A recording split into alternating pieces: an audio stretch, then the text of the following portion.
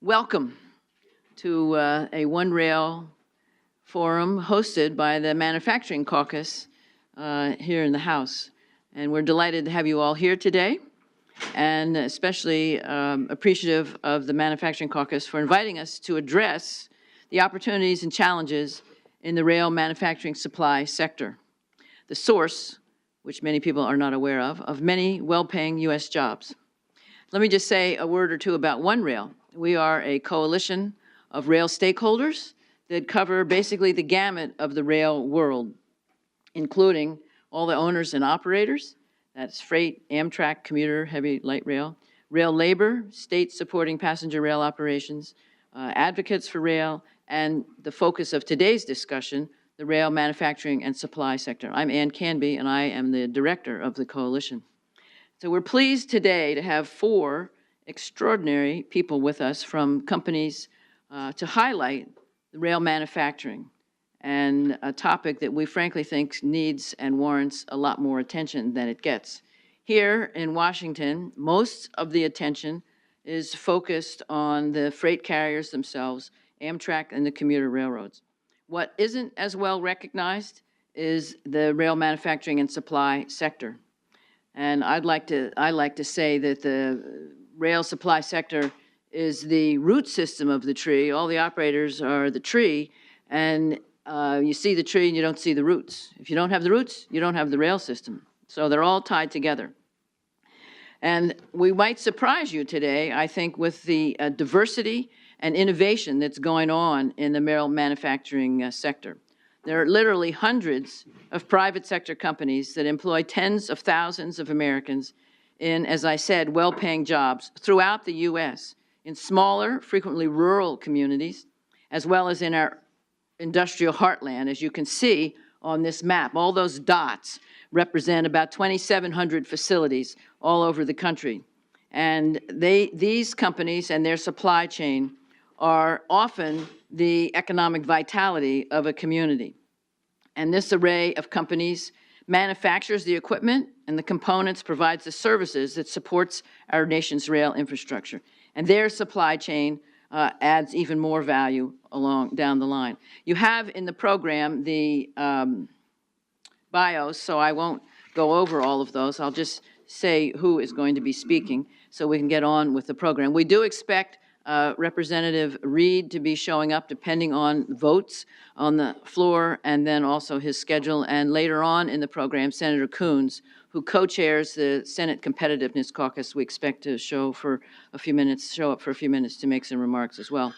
So we have with us Scott Sharon, Vice President, Strategy and Marketing for Alstom; Robin Stimson, Vice President, Business Development, Passenger Rail Division, Siemens; Jim Stravinsky, Senior Vice President, Engineering, Progress Rail, a Caterpillar company; and Sharman Tillman, Chief Marketing Officer for GE Transportation.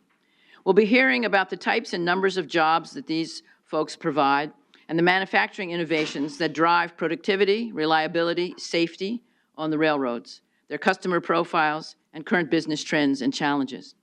And I would say to our panel, we're very appreciative for all of you taking time out of your busy schedules to be here today to enlighten us on the tremendous value that your companies provide to rail specifically, but also to U.S. manufacturing overall.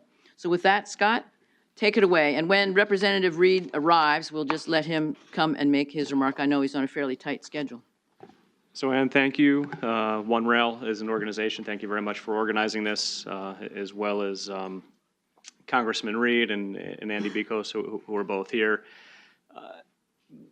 The group you see up here, we met earlier today with US DOT, and we had a really, I'd say, actually surprisingly good policy discussion about what the needs are of the rail industry and what's really, I'd say, holding us back from realizing our full potential.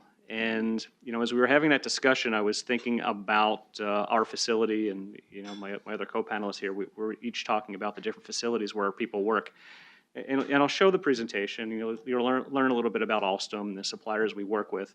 But the thing that I kind of walked away from those meetings, and I didn't put into these slides initially, is really the remarkable story that's happening for us at Hornell and for my other colleagues here that's happening at their facilities. For those of you who don't know Hornell, New York, and it's probably most of the people in the room, it's a small town of about 8,000 people in the southern tier of rural New York. And today you have 700 people that work there. It was as high as 1,200 maybe 10 years ago, and it was as low as about 20 7.5 years ago. And the thing that's special is it took leadership and people to have that site come into being, both initially with its initial success and then to recover from some of the struggles that they had. That leadership came from people like Congressman Reed at the federal level, as well as the other elected officials representing New York State and representing that area. It came from state leadership, it came from local leadership. And by people really caring and making an effort and working collaboratively with us as a private company, with working with the International Association of Machinists, who is our workforce, we've built something really special there.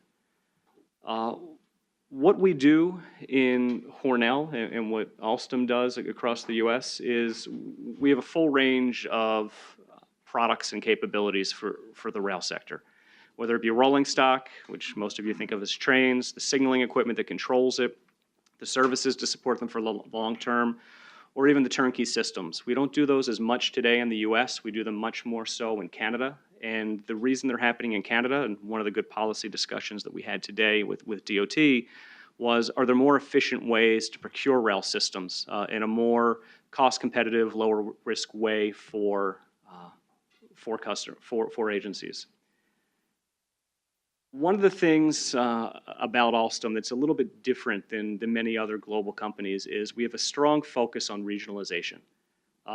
We do not have this centralized European-focused approach where we have these diverse regions around the world, but all decision-making authority has to come through the central organization.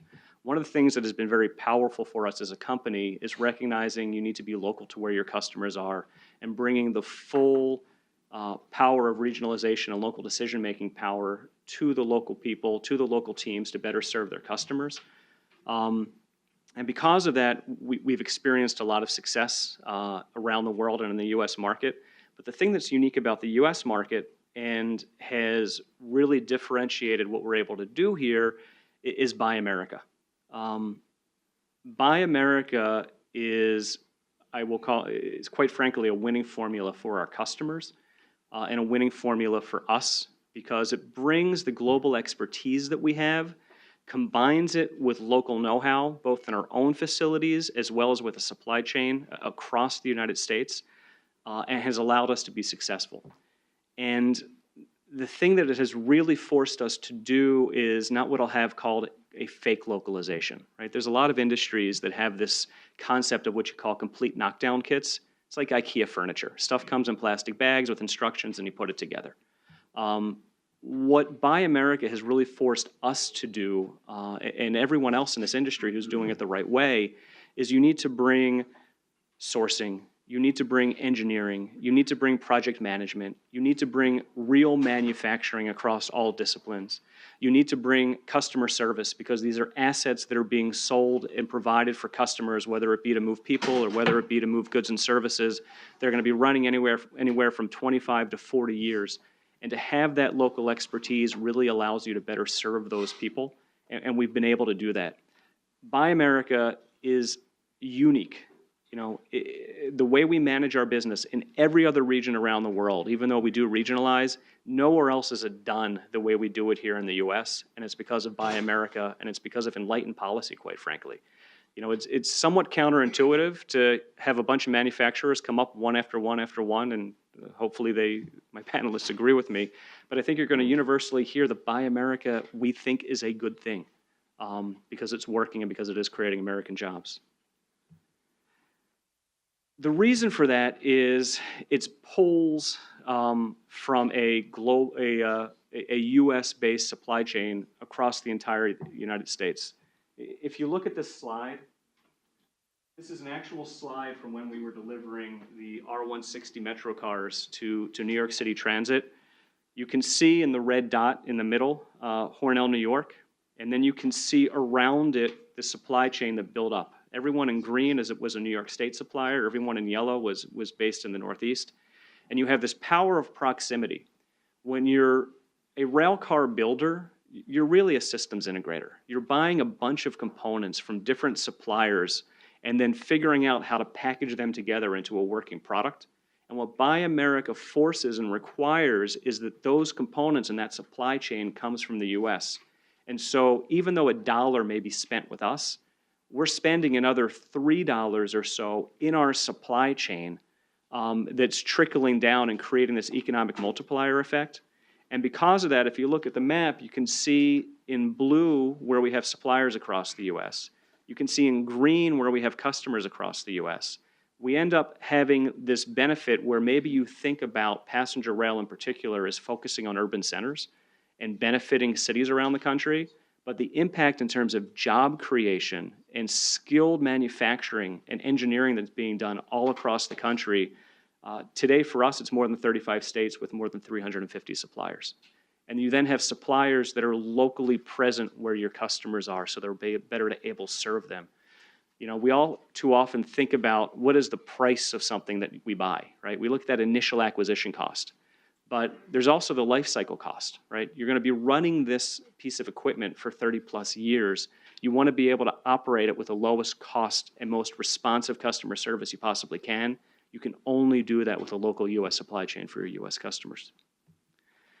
And then lastly, you know, Alstom has been present in the U.S. through our predecessor companies now for more than 160 years.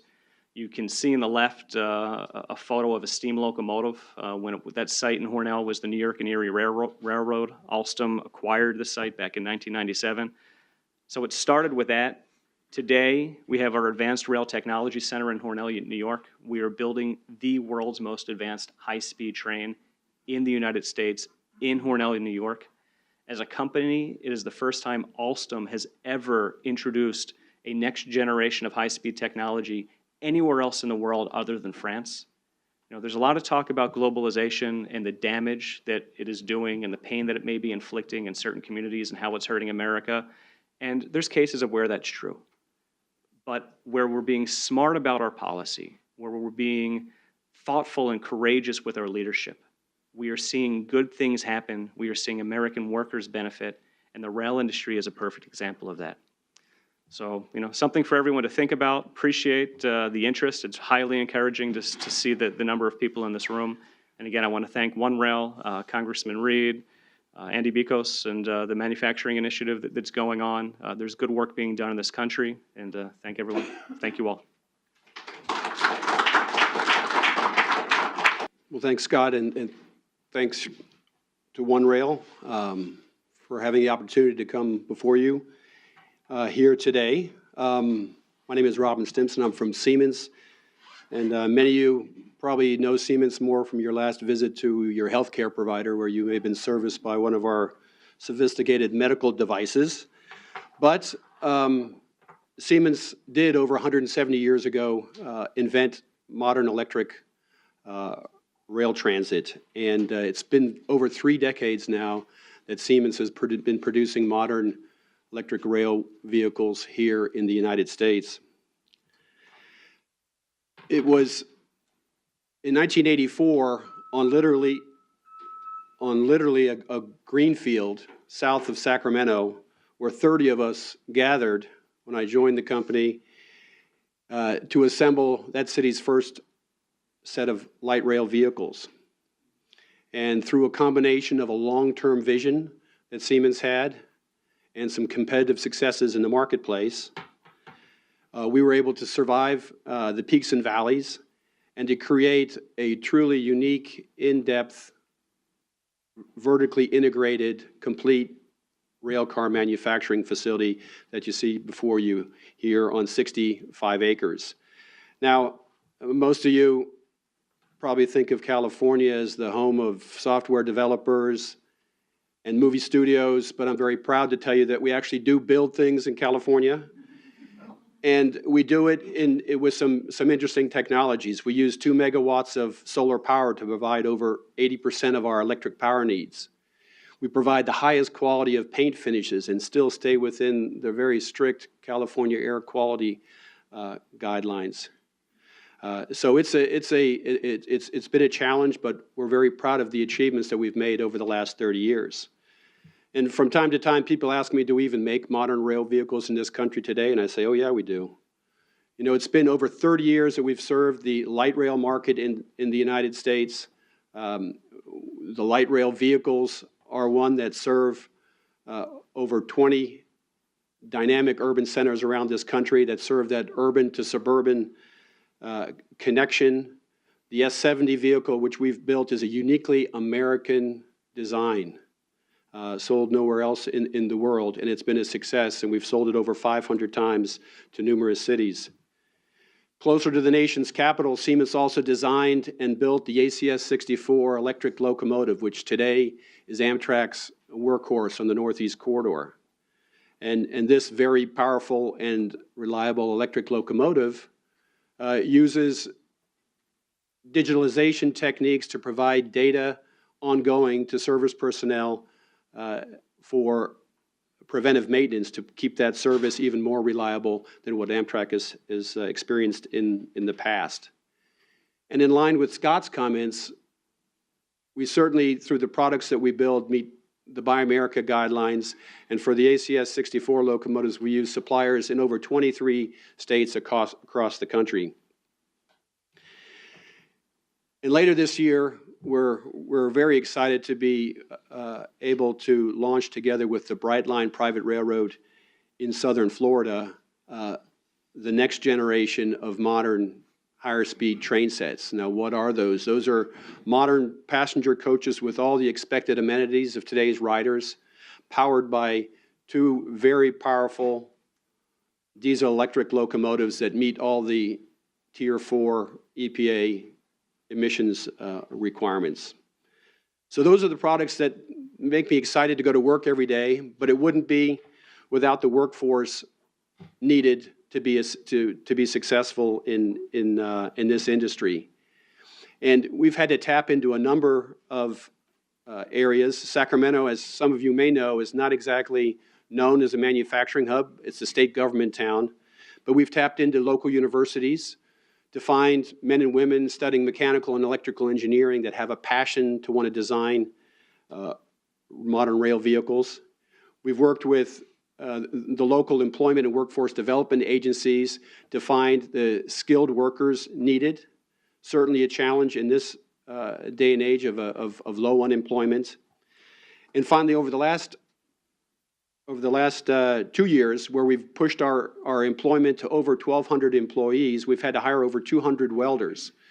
And in doing that, we've worked with local vocational colleges to develop welding criteria that meet our high standards so that those students coming out of welding programs in community college can join us right away. So it's been an exciting story over the last 30 years. It's been a great story for American manufacturing. It's been a great story for reshoring of this type of technology, and Siemens is intent on making that last. So thank you very much.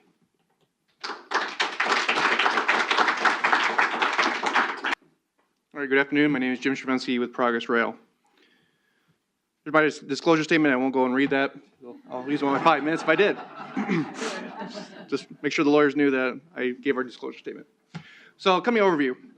Progress Rail is one of the world's largest integrated and diversified suppliers of railroad and transit products, serving the transportation of people, goods, and commodities. We operate two business segments, which I'll go in greater detail in a minute, but rolling stock and infrastructure. And we are a Caterpillar company leveraging all the Caterpillar technologies and resources. So a little bit about the rolling stock and infrastructure. Under rolling stock, we have locomotives, transit, and freight car. Infrastructure, track, and signal. The locomotive side, talking about some other stories of small towns. Our locomotive facility is in Muncie, Indiana, a small blue-collar town that we transformed a 700,000 square foot facility that sat dormant for about 12 years because that business decided to move their manufacturing overseas. And so we took that, and now locomotives that are built around the world come out of that facility. So we're a balance of OEM products, components, services, and technologies. And our focus is our solutions help our customers build a better world. So if you dig down even more into those businesses that are locomotive, we have new locomotives, locomotive parts and services, marine and power. Under transit, new transit locomotives, which just got back into with Buy America. Those units are built in Muncie, Indiana as well, and those are going out to California right now for Metrolink. And then we're also into transit maintenance as well.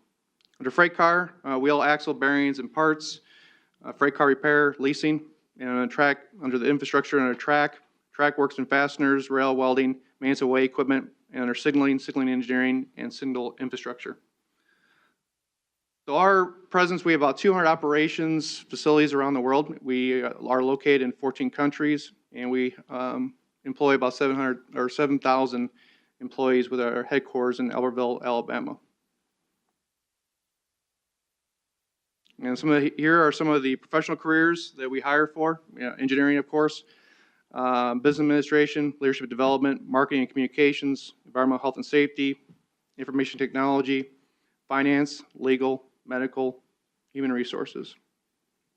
And on the production side, skilled trades, welders, equipment operators, machine operators, mechanics, machinists, material handlers, manufacturing operations, truck drivers, test inspectors, assemblers, and remanufacturers. So it just gives you a little breadth of everything that we do for Progress Rail. Thanks.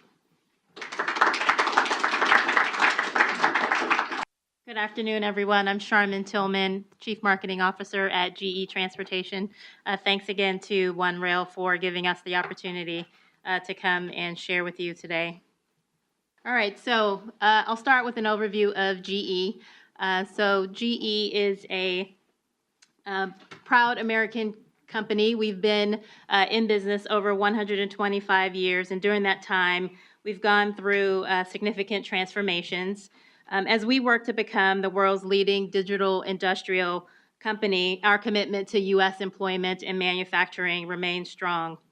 As one of the country's largest manufacturers, we have over 100,000 employees, and we operate in over 180 countries. And in that business, we support a supply chain of over 15,000 suppliers. So the impact of our business is not only the impact from GE jobs, but again, the support of that supply chain network. We export over $20 billion of goods and services every year, which supports our economic contribution to the U.S. And really helps us to sustain those 100,000 manufacturing jobs. At GE Transportation, we are one of the 7 major GE businesses. Being over 100 years old, we serve our customers in the locomotives arena, but also use our propulsion and technology expertise to serve customers in the mining, marine, stationary drill, and power industries as well. We're headquartered in Chicago, and we have over 9,000 employees internationally within GE Transportation, with more than 6,000 of those located in the United States. Within our transportation business, we also operate over 65 sites, including major sites in the U.S. where we manufacture our locomotive technology in places like Erie, Pennsylvania, Grove City, Pennsylvania, and Fort Worth, Texas.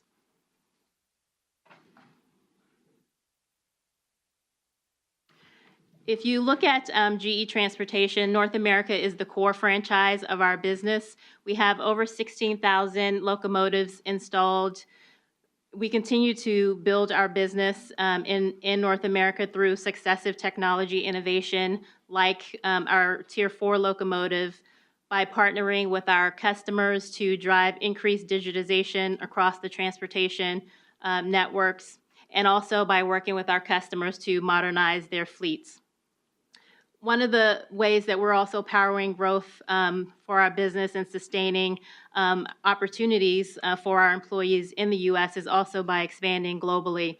So there's 3 examples here on the page of places where we've expanded, examples in South Africa, India, and Kazakhstan, and by giving us the opportunity to provide our locomotives, locomotive kits, and parts to new customers and markets that obviously supports our business and our employee base here in the United States.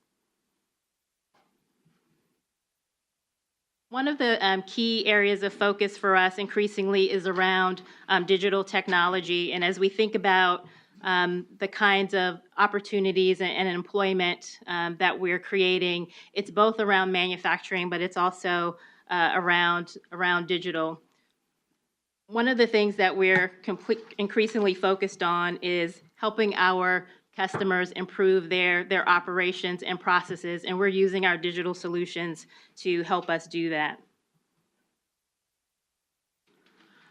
Specifically from a freight perspective, we're working with our customers really around helping them figure out how to deliver a connected suite of digital products that provide data-driven insights and perspectives to help them operate much more efficiently. We're delivering solutions at the equipment level, helping our locomotives perform more reliably, helping our customers run those locomotives with more efficiency, and as well expanding that to making it more efficient as they operate their trains and their networks, and then beginning to think more about how do we extend that beyond just the rail network specifically, but to other nodes that connect into the transportation ecosystem.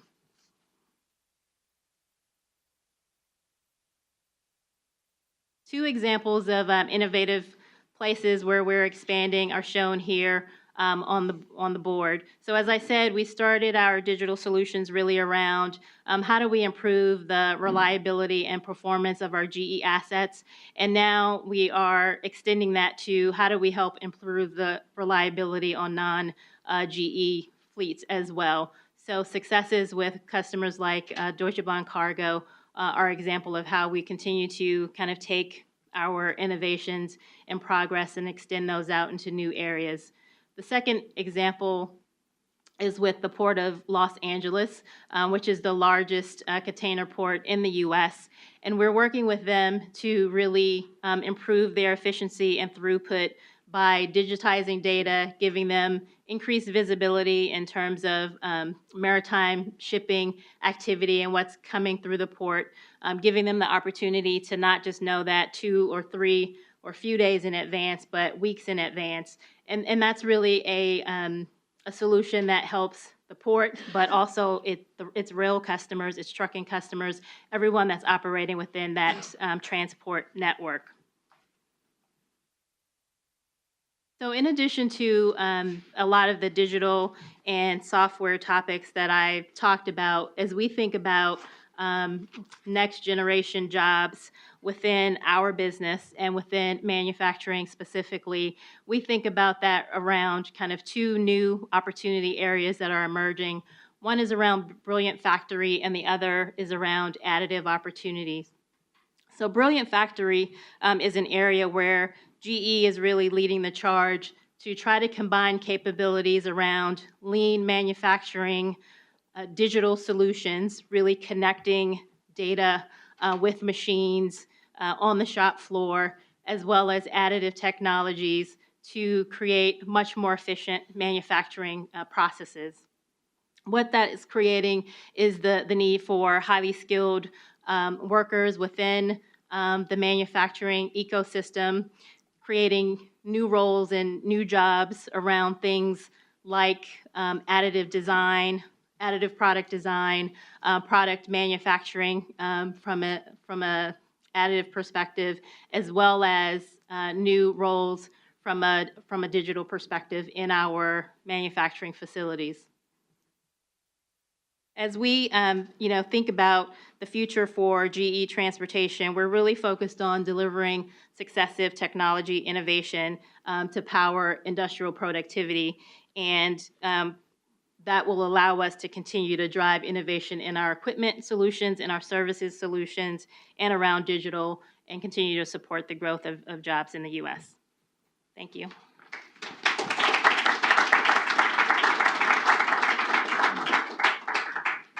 To Ann Canby, who I've long known and has been a great leader in transportation policy in Delaware nationally. Thanks for your work in organizing and leading the One Rail coalition and to the senior leaders, the executives from the rail industry, for uniting to discuss your current efforts and recent innovations. Well-built and well-maintained infrastructure, here's a radical thought, is critical for our national competitiveness. Yay, round of applause. There we go, okay. I mean, why is this in any way controversial?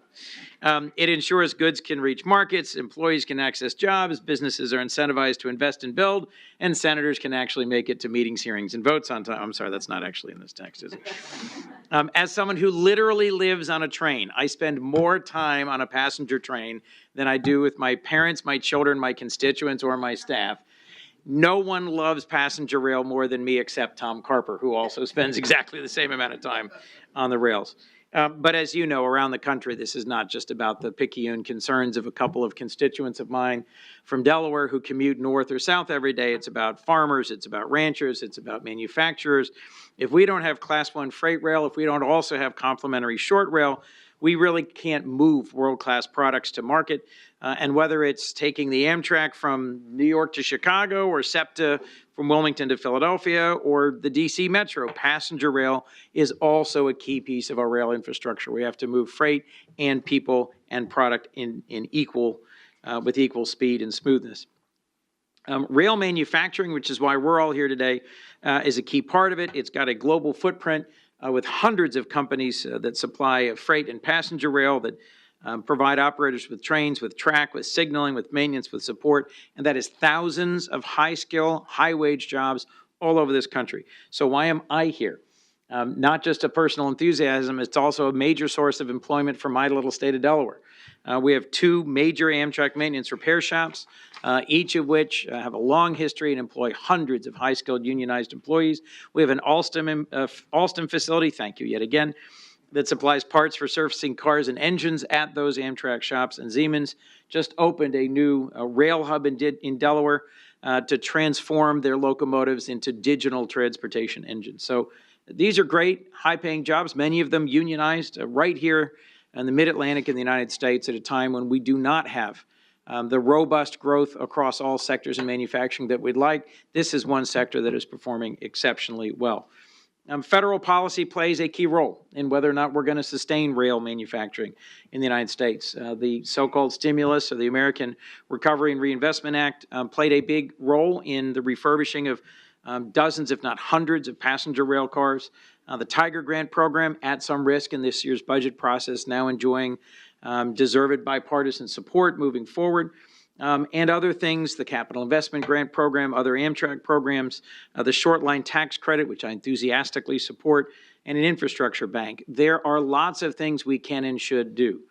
There's some other guy in the Capitol right now, so it was a little difficult to get through the phalanx of reporters and hangers-on and lobbyists and staff who are all looking to see some guy who's talking to some other group. I don't know what this is about. If I had had a moment to catch the eye of the Donald, I would have said, I really, really hope the tax plan you all are discussing, the details of which are unknown to people in my caucus, will include manufacturing and will include incentives to promote exactly the kind of job-creating, competitiveness-enhancing activity that the rail manufacturing community is involved in. We don't yet know what this tax plan will look like. We just know it's going to move fast, not quite as fast as a train, but it'll move fast, and it may have similar momentum behind it. I hope it includes things like the MAID Act I recently introduced with Senator Capito of West Virginia, a bipartisan bill that would double the Section 199 credit if a manufacturer uses more than 75% component parts that are made in America for its total overall delivered to market value. It's a simple way to use the tax code to incentivize integrating supply chains into the United States. I have a half dozen other tax policy bills I could talk about, but my hunch is I'm already overstaying my welcome. We need innovation, we need public policy, we need investment, and in particular, we need tax policy that allows us to have 21st century infrastructure and to sustain rail manufacturing in the United States. So I have thought my entire life, but I have fought for the 7 years I've been in the Senate for a modern infrastructure package for the United States. The reason I launched the Competitiveness Caucus with Senator Moran of Kansas was so we could have a balanced bipartisan conversation about all the things that go into competitiveness. And there's a lot of other things that aren't on today's agenda, about immigration, about trade, about intellectual property, but infrastructure is absolutely essential. If we don't have tax policy that aligns us towards investing in infrastructure, we're missing the boat, or should I say the train. Thank you for a chance to be with you, and thanks for a great conference.